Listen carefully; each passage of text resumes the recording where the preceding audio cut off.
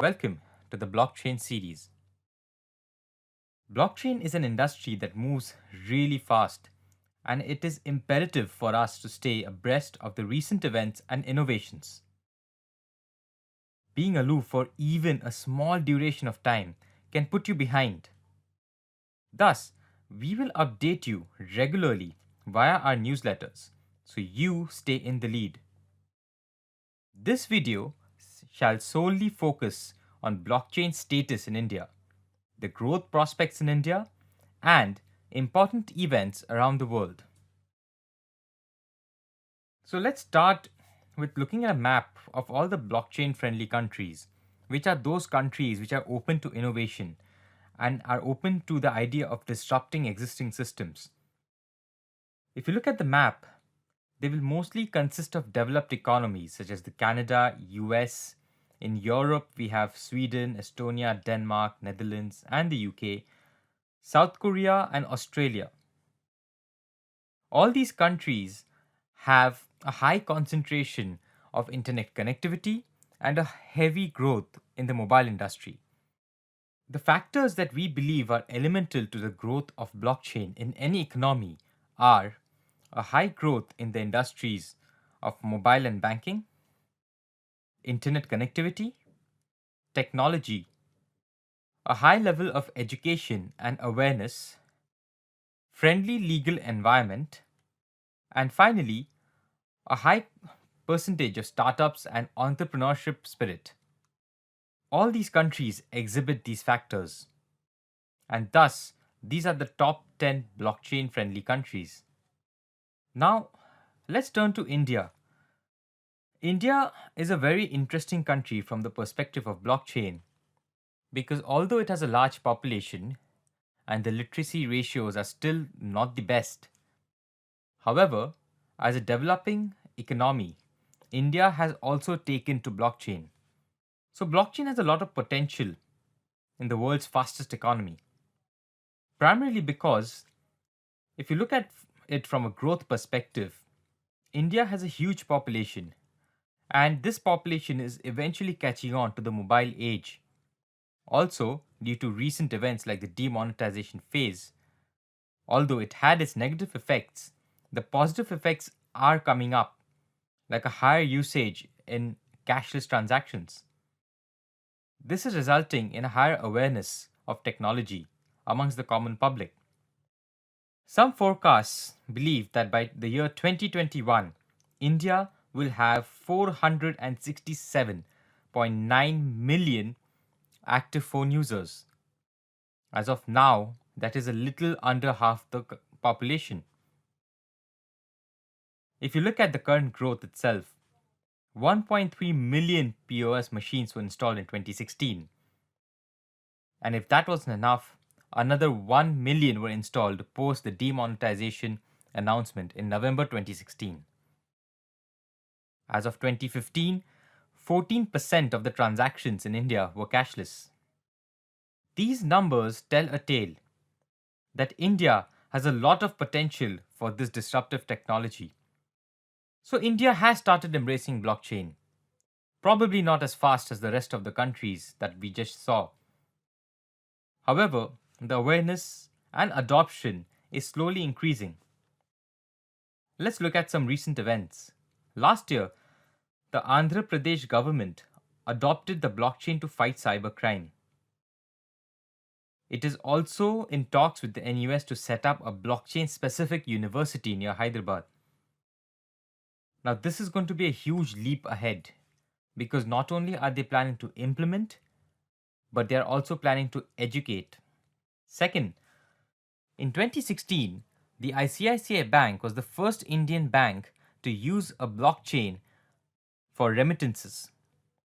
ICICI planned to use blockchain for all its remittance services in the future, and they are already in the testing phase.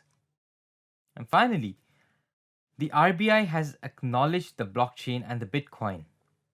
Although, as of now, the Bitcoin is still not a legal tender, so it is illegal to transact via Bitcoin, but it is legal to invest in the Bitcoin.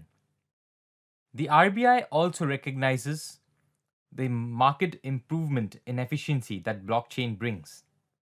And we hope to see the RBI and the government form policies to encourage blockchain startups and entrepreneurs. Now, let us switch to the rest of the world. Some leading news events that I have picked up that took my interest were: first, South Korea plans to include blockchain. So, when recently South Korea launched their fintech development plan, blockchain was a huge item, and they want to use it for banking, for supply chain, and many other industries. The Department of Homeland Security is not behind. They understand that blockchain can bring a significant improvement in the safety and efficiency of records keeping, especially when it comes to social security numbers and identities of citizens.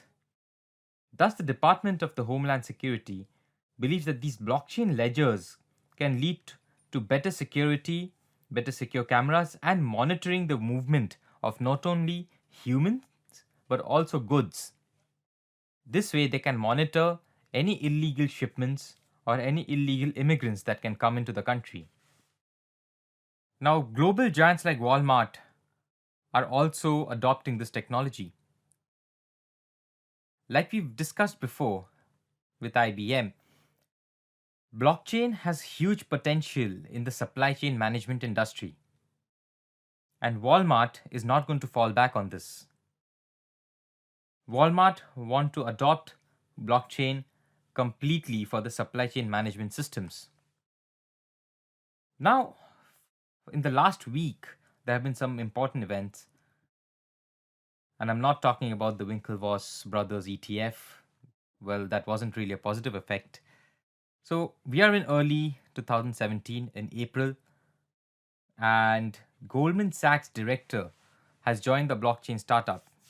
So, Tom Jessop is joining the startup called Chain after serving years as the business technology development manager in 2016. Ukraine has also begun to adopt blockchain for their government. They have partnered with the tech firm Bitfury. Ukraine is amongst the latest in many governments who are adopting blockchain to ensure that government documentation has more transparency, reliability, and security.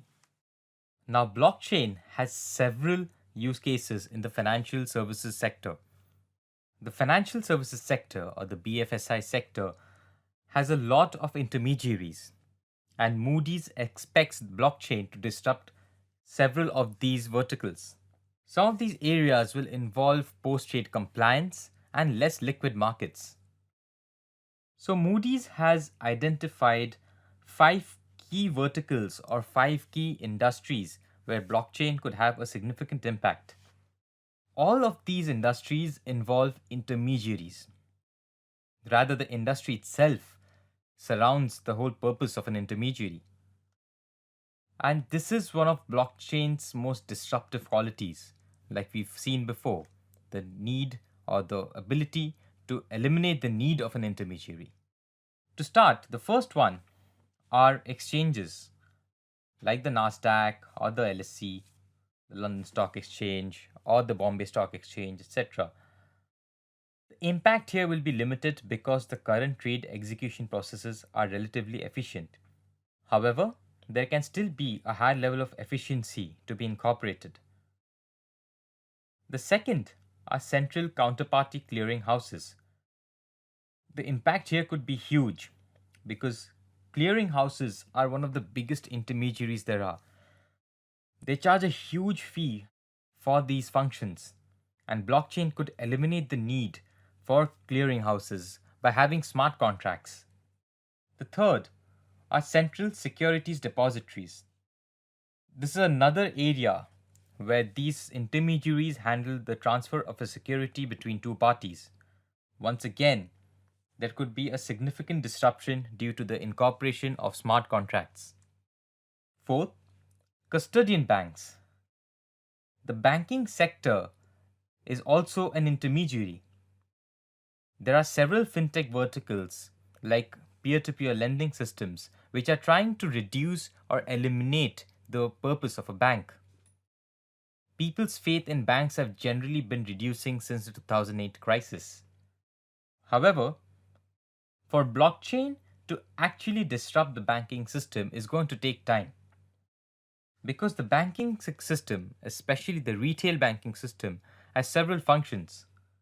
And currently, it is a highly concentrated industry with the top 4 banks holding more than 50% of the assets. However, if they can incorporate blockchain, then definitely there will be a reduction in costs for consumers. And finally, the last party that can use blockchain or is likely to be disrupted by blockchain are the registrar and other security services providers. Now, core revenues could decline if the blockchain records real time securities ownership with reduced errors and if smart contracts can execute simple corporate actions. However, it is going to take a significant amount of time to incorporate this. And thus, this is still one of the less likely sectors to be disrupted by blockchain. It is really important to stay abreast of the latest developments.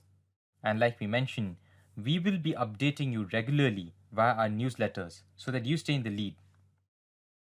This is Agnish Bhaduri. I hope this course has given some value to you and has given sufficient food for thought to go out, research on your own, and come up with your own ideas. Signing off, thank you.